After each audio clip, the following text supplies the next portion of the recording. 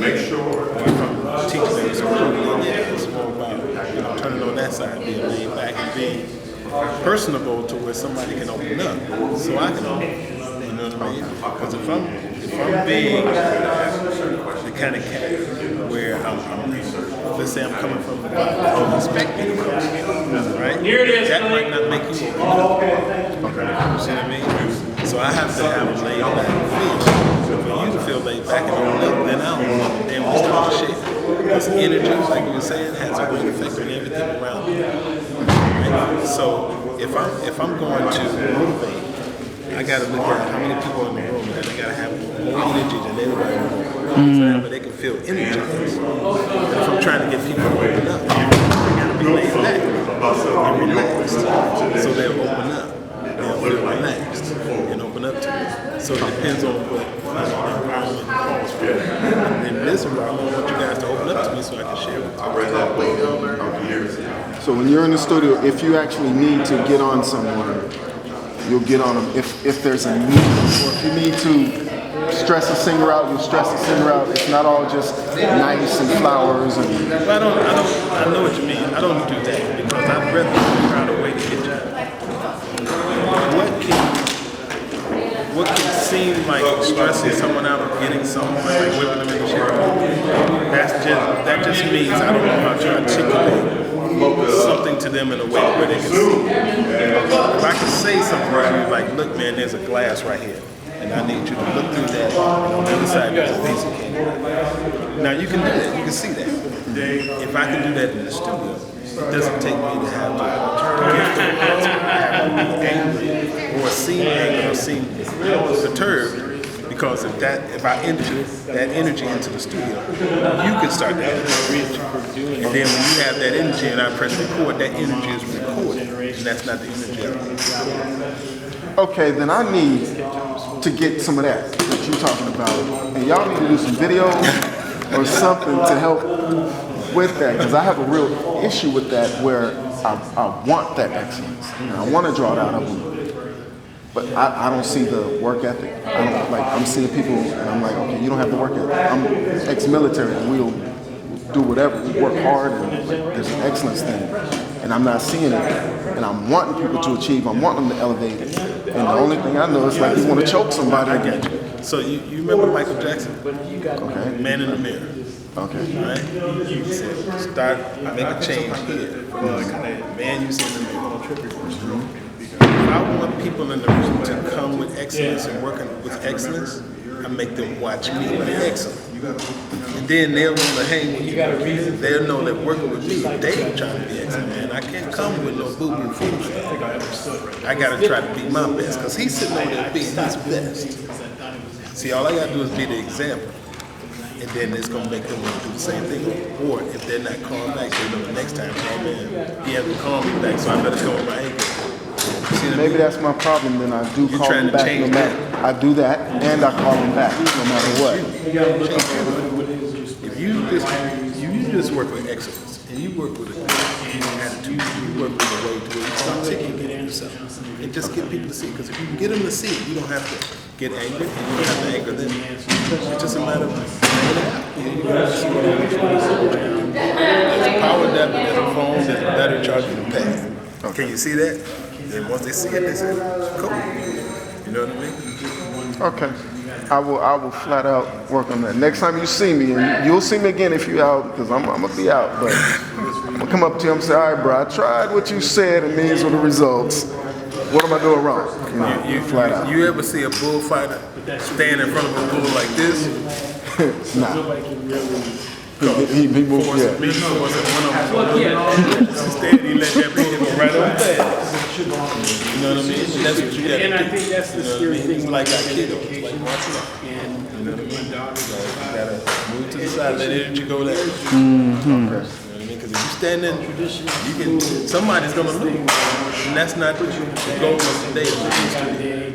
To win the conversation, to win this battle. You know what I mean? It's how can we put our minds together and two minds create some greatness. Right? So if I'm thinking a certain way, all I got to do is get you to tune into the same channel I'm on. You know what I mean? And I don't want to tell you to just watch this channel. I don't want to tell you to just go to this street. If I told you, man, I want you to go to Sepulveda, and when you get on Sepulveda, I'll be on Sepulveda. But I might not tell you what address to go to because I want you to do your own thing. But just be on Sepulveda with me at this time. So now it gives you freedom, but we're on the same plane. You know what I mean? We're in the same place. So I just got to show you, I'm thinking this. I'm thinking creativity. I'm thinking of giving my best right here, right now. When I get out of the studio, then I take on life and family or friends or whatever. But when I'm in here, it's about business and it's about being focused. And whenever I deal with you, I'm dealing with serious creativity. And then eventually you start to do the same thing. Now, the downfall could be if I expect you to change. The disconnect is set.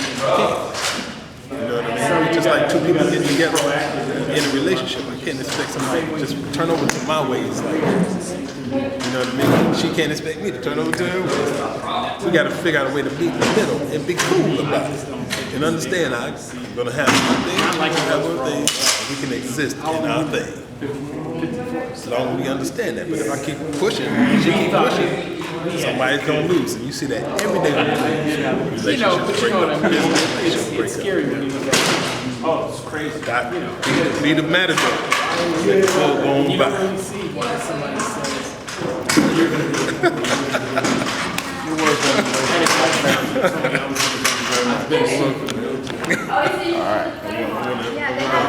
Come and be a fly on the wall and watch in the studio and use that. I grab singers, you know, like they put up these YouTube videos and they say, oh, I'd like to sing. So I grab them. She's one of them, and I'll bring them in, no training whatsoever. And I start working with them. I don't know the do-re-mi stuff. I'll get people for that.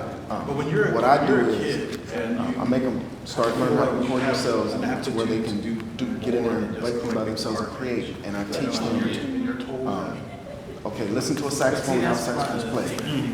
Pretend to be that saxophone. On mic, pretend to be that saxophone. Now write a lyric based on that saxophone inflection that you just did.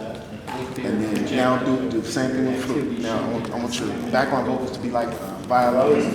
And so you have to learn how the violin's doing and do violin background vocals.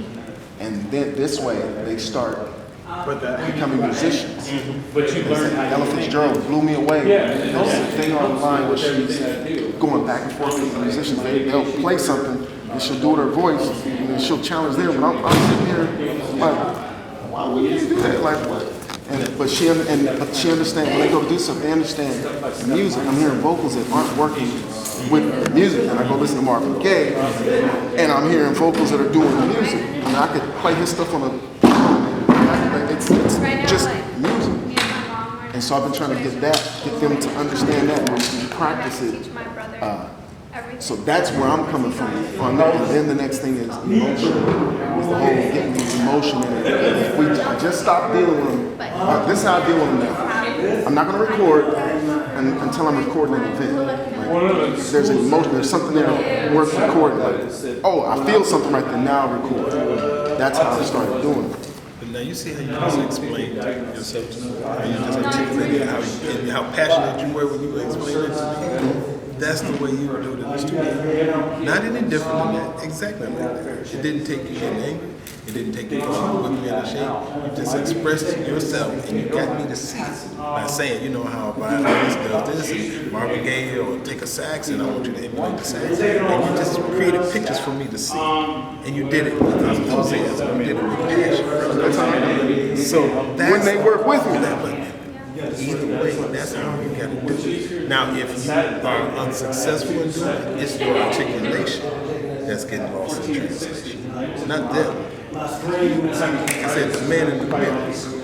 So come up with another way. Think of another way to get them to see it. Give them another analogy. Give them another thing. And if you can't think of it, sit them down. You said Marvin Gaye, you said Ella Fitzgerald. Sit them down and say, you know what? Let's sit down and today let's just listen to some music. You start giving them this music. You start playing this music and say, see right here, see what she's doing, listen to it. And then now they get it. And instead of you trying to get them to see it, you let them hear it firsthand. Okay. And just take this day and today we just gonna listen to music. And I'll do that all the time. If there's a singer where she can't get it or he can't get it, and I understand, I'm like, you know what, come on for a second. And they don't know, I'm really saying, we're done for the day. Because if I say we're done for the day, they're gonna feel like, what did I do? And it's gonna give it this vibe, and I never want that energy in the studio. So I'm gonna say, come on for a second. Sit down. You want a drink or something? You want to? So, you know, I'm gonna pull up some stuff on YouTube. They have no idea. We're not working anymore tonight. See what I mean? But I'm about to go back to school. Let me play you some stuff. This is a song that really meant something to me back in the day. And I start laying it out. And by the time they look up, man, it's late. And I'm like, you know what? Let's just wrap it up for the day. And see, that way is so much more positive than if I say, you know what? Let's just call it. Because this ain't working out. You don't understand what I'm going. You see what I mean? It's the being the matador. If this ain't the day, we're going to find a positive. And I'm going to let this other stuff go by for a second. And then we're going to come back to it and dress another way. Maybe tomorrow, based on the fact that I played some music and they were able to see it, they were able to hear it, they come with the right mentality. Because you were able to share how passionate you are about what you're going to do. I've gone out and gotten the acapellas, which just say Michael's acapellas and how his vibratos were on time. It was killing me. Like you got all these layer tracks and his vibratos are on time. It ain't Pro Tools. It ain't. Nobody can do that. It tripped me out when we start analyzing this type of stuff, and I just started bringing them, like making like she just turned 18, so I'm like, okay, now that you're 18, we've got to come to these events so we can all be on the same page. Instead of me saying the stuff and you guys looking at me like, I'm gonna fight. But so I know what you mean about showing them. But yeah, I definitely need to find some ways to, because I do got some ways to change that whole vibe.